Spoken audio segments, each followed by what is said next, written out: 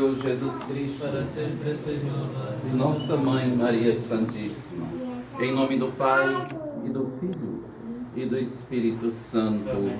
Amém. Vinde, ó Deus, em meu auxílio, Senhor, apressai-vos em nos socorrer. Aos nossos confrades aqui presentes, Frei Mário, Frei Miguel, juntamente com as nossas terciárias, Irmã Maria Clara, Irmã Laura e os demais queridos fiéis, paz e bem, da parte de nosso Senhor Jesus Cristo. A recompensa imediata da prática do bem e da caridade fraterna é sentir-se sobre si o olhar amoroso de Deus. Ah, meus caríssimos irmãos, é impossível obtermos de Deus o perdão se também não perdoarmos o nosso próximo. A epístola e o santo evangelho de hoje nos chama fortemente o dever da caridade fraterna. Somos responsáveis perante Deus, não até por um simples descuido a seu respeito. Devemos pagar o mal com o bem e em toda parte ser artífices da paz. Sofrer muitas vezes pela justiça, se for preciso, e prosseguir sem desfalecimento na prática do bem. Sem isto, jamais haverá para nós uma profunda intimidade de uma vida verdadeiramente em Deus. E é exatamente as relações com Ele que devem comandar-nos na atitude que devemos tomar para com os nossos irmãos. Ninguém é bom como Deus e nem perdoa como Ele também nos perdoa. É necessário, pois, enchermos-nos de compaixão e de amor fraterno e de misericórdia para com o nosso próximo. Procuremos a felicidade dos outros, pois somos chamados a possuir a felicidade de Deus como herança no paraíso. E para se salvar, é necessário amar a Deus com todo o coração. Amar alguém não requer reciprocidade. Nosso Senhor nunca nos disse: ame apenas quem te amar de volta. Ele disse para nós: ame teus inimigos. Ah, meus caríssimos irmãos, ainda não vivemos o dia de hoje até que tenhamos feito algo por alguém que nunca poderá nos retribuir. E esta frase toca numa verdade que o coração natural tende a evitar. O amor cristão não depende de retorno. No mundo em que vivemos hoje, quase tudo funciona na lógica da troca. Eu faço, você retribui. Eu ajudo e você me reconhece. Eu me entrego e você me valoriza. Mas o Evangelho rompe essa lógica e nos chama para algo muito maior. Ah, meus caríssimos irmãos, Cristo não nos chamou e nem nos amou porque tínhamos condições de pagar a imensidade do amor do seu sagrado coração. Ele nos amou quando ainda éramos indignos do seu amor, quando não havia em nós nada que merecesse o seu grande favor. É por isso que a graça não é apenas dar a capa a alguém. A graça vai além. É dar a capa a alguém que nos ofendeu, a alguém que nos feriu, a alguém que não pode nos devolver absolutamente nada. E é exatamente nesse ponto que ela deixa de ser teoria e se torna para o cristão o amor da cruz. Quando Jesus nos chama a amar os nossos inimigos, a abençoar os que nos perseguem e a fazer o bem sem esperar recompensa, Ele está nos convidando a participar da lógica do reino de Deus. Uma lógica que não nasce do ego, mas da misericórdia. Uma lógica que não pergunta o que eu vou receber em troca, mas como posso refletir a grande bondade de Deus aqui. Talvez seja isso que torna o amor cristão tão distinto dos outros amores. Ele não depende da utilidade da outra pessoa, nem da simpatia que sentimos, nem da resposta que esperamos dos outros. Ele nasce da graça recebida, e quem foi alcançado por essa graça, meus caríssimos irmãos, aprende pouco a pouco a fazer o bem, sem cobrar volta, porque já foi amado assim por Deus. Eis a verdadeira pérola que nosso Senhor nos dá para o bem da nossa vida e da nossa alma. O mesmo mandamento que nos obriga ao amor de Deus, nos impõe também ao amor do nosso próximo. Aqui nós vemos Santa Catarina de Gênova, disse uma vez a nosso Senhor ao lhe aparecer: ó meu Deus, vós me mandais amar ao meu próximo, e eu não posso amar senão somente a vós.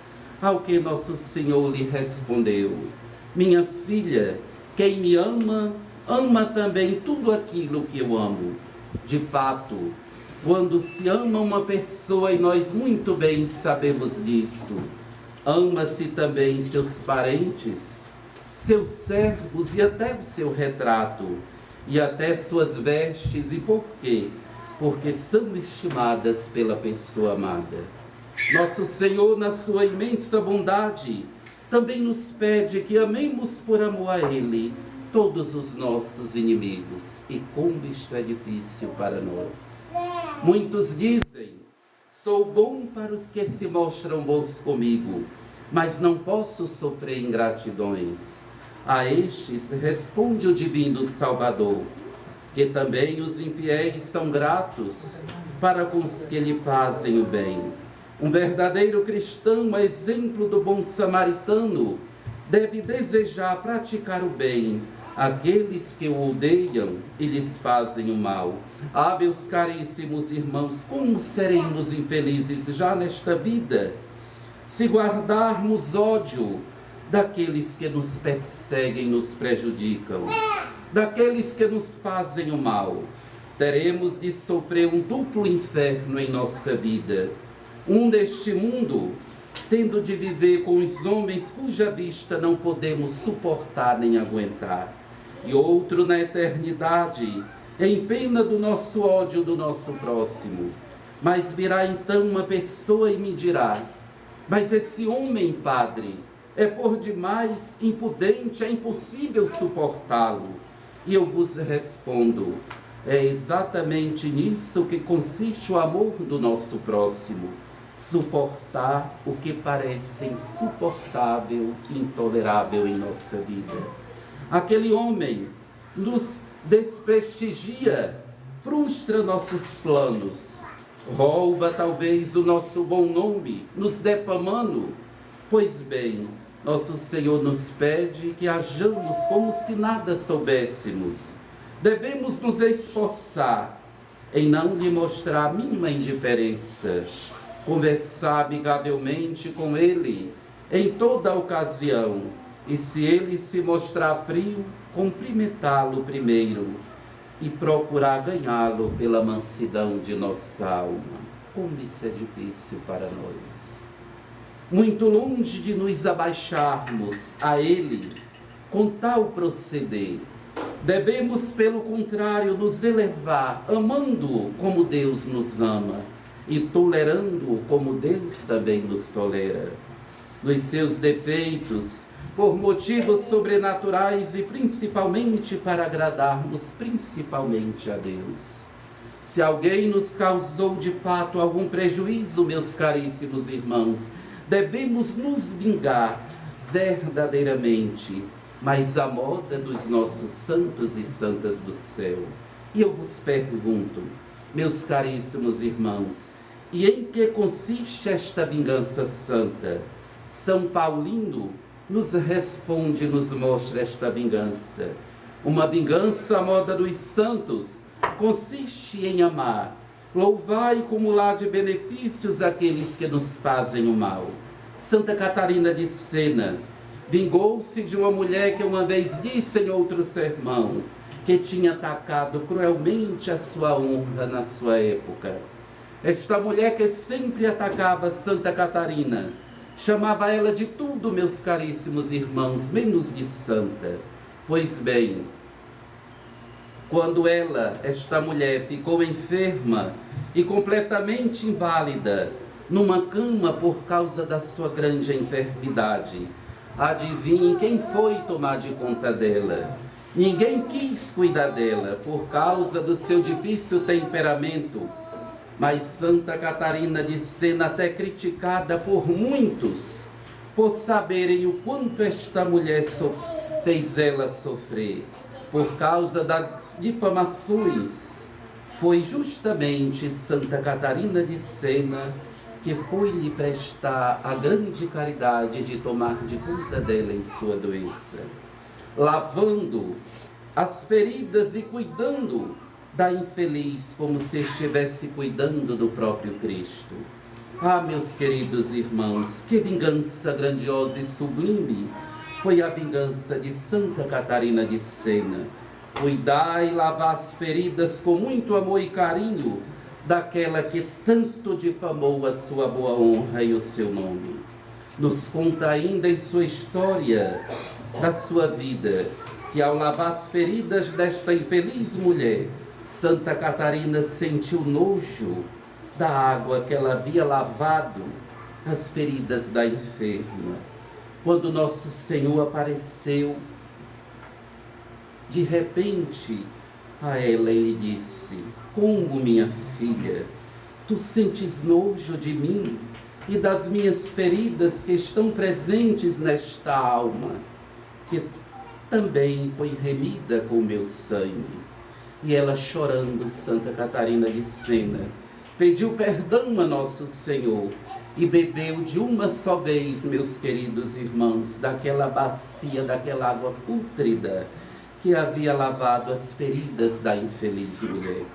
Prometendo ela, nosso Senhor viveu o resto da sua vida se alimentando só de água e da hóstia consagrada, e assim o fez, vivendo em constante jejum até o dia de sua santa morte.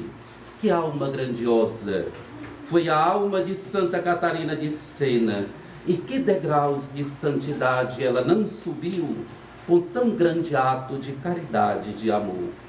E a alma da infeliz mulher que lhe perseguia e odiava pediu-lhe perdão, e com lágrimas nos olhos pediu também perdão a Deus na santa confissão.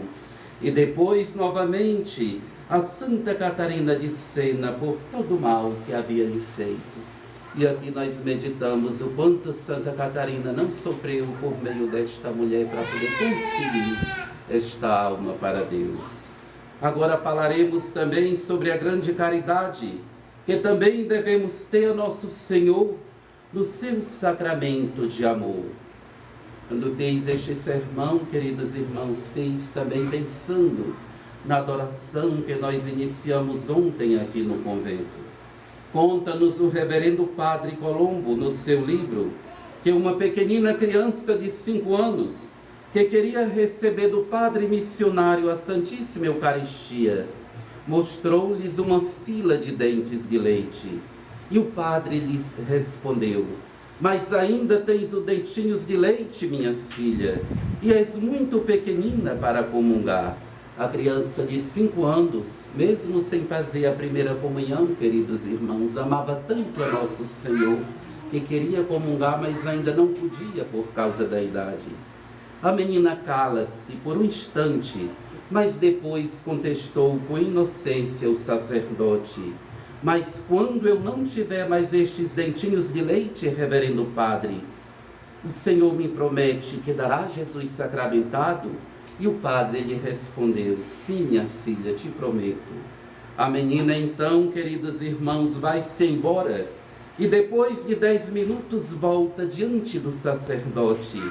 Mas em que estado, meus caríssimos irmãos? Trêmula, o seu pequenino rosto banhado em lágrimas e a sua boquinha também manchada de sangue. Armada de uma pedra, ela fizera saltar fora todos os seus dentes de leite fora, e mostrando todos os seus dentinhos de leite na mão ao sacerdote, lhe disse: pronto, reverendo padre, agora o Senhor já pode me dar a receber a Jesus sacramentado. O padre, espantado com o grande amor que esta pequenina criança tinha a Jesus sacramentado, os olhos marejados de lágrimas, lhe prometeu no dia seguinte lhe dar a Santa Comunhão. No dia seguinte, na Santa Missa, com a cabecinha amarrada, ela se apresentava feliz no sagrado altar. E através daquela boca inchada e ferida por amor a Jesus sacramentado, entrava na alma e no coração grande daquela pequenina criança. Há neste episódio, meus caríssimos irmãos, uma bárbara ingenuidade. Mas olhai também que há um grande que não hesitou em um instante de tirar o impedimento pela raiz daquilo que a impedia de receber a Jesus sacramentado e seus dentes de leite. Pensemos agora de quantas almas estão ao nosso redor, que poderiam receber Jesus sacramentado e não recebem, porque não querem se esforçar para abandonar o pecado mortal. Não querem fazer uma boa e santa confissão. Preferem, meus caríssimos irmãos, como os porcos, no chiqueiro se lambuzar na lama pútrida do seu pecado mortal.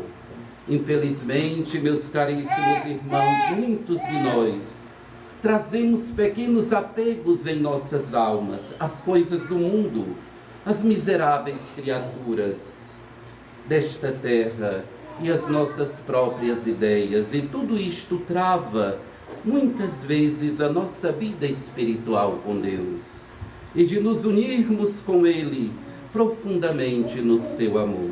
Que grande vergonha nos faz aquela alma desta tão grande pequenina criança, que preferiu ficar sem os seus dentinhos de leite para receber Jesus sacramentado, enquanto muitos de nós preferimos ficar com o que é ilícito diante de Deus e diante dos homens, para satisfazermos muitas vezes não só a nós mesmos, mas também as miseráveis criaturas. Peçamos então, meus queridos irmãos, a Virgem Mãe Imaculada do Perpétuo Socorro, que se digne a conceder-nos a graça para compreendermos a grande urgência de buscarmos com zelo e coragem a salvação imediata da nossa alma, e que através da Santa Confissão busquemos uma vida santa para unirmos-nos com Jesus sacramentado nesta vida e eternamente na outra. Ave Maria Puríssima, sem pecado concebida. Ave Maria cheia de graças, o Senhor é